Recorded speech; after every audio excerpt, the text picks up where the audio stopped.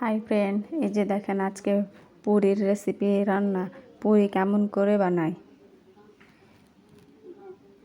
যে আটা কেমন করে নিয়েছি এই যে দেখেন।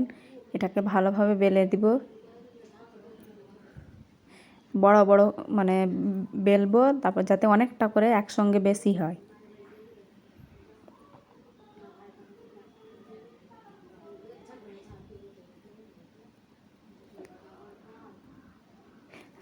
এরকম করে বেলে নিব পেপারে বড় বড় করে।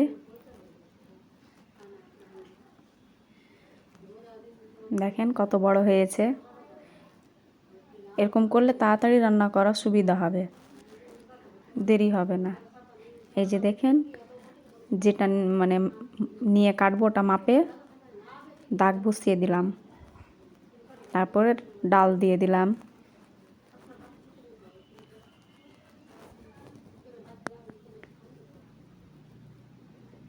ডাল দেওয়ার পর এরকম করে আর একটা পার্ট বেলা হয়ে গেছে, এটা দিয়ে উপরে ঢেকে দিব, তারপর কেটে নিব একটা একটা করে গ্লাসে, তারপরে কড়াইয়ে তেলে ভেজে নেব।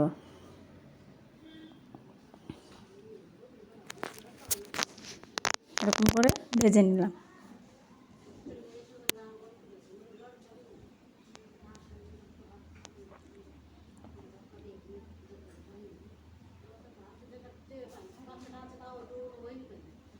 দেখুন ফুলে গেছে একদম।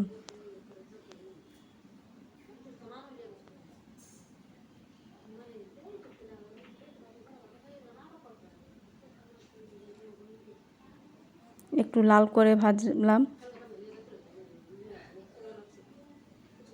দেখতে ভালো লাগবে, হালকা, বেশি না লাল।